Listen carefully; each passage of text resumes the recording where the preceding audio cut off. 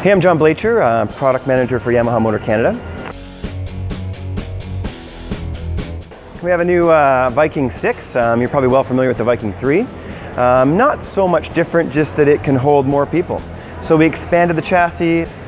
Very similar design philosophies and concepts as the 3-seater in that our center seat is tilted back 3 degrees to allow more room, so it's very comfortable.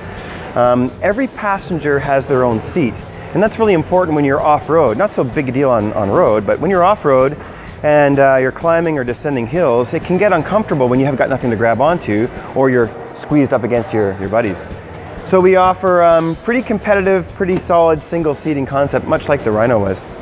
Of course, it has all the Yamaha normal features you'd find. It has our Ultramatic fully automatic transmission. It uses a sprag clutch to go into neutral, so your primary clutch never lets go of the drive belt, which makes for really, really good belt durability. Easily, customers are getting over 10,000 K out of a belt. It also has our on-the-fly, on-command four-wheel drive system. We never let the machine decide when you need four-wheel drive. We figure you can see the terrain coming, it can't. So we allow you to decide when you want four-wheel drive before you get into the mud bog. On the Viking, it's a little bit different than the Grizzlies. It's just a rotary switch, which is kind of cool because you can operate it very easily with gloves on. It's not a small little button. Of course, available in power steering, and I would say now we're selling about 90% of them are power steering.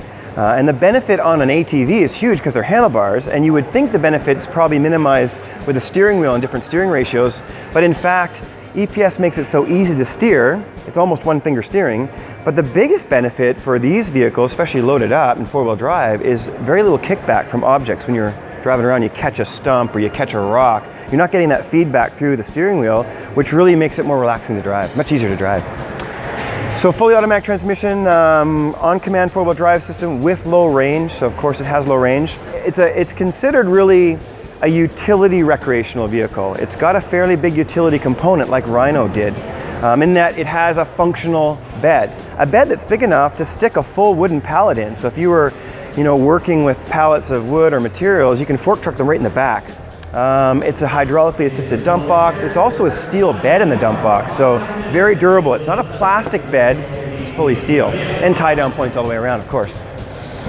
Several variations. They come in camo, they come in special editions. You'll see over there we've got a pretty cool matte silver special edition model, which comes with a much nicer wheel, bighorn tires, a roof, and a few extra little bells and whistles. So that for 2015 is Viking 6.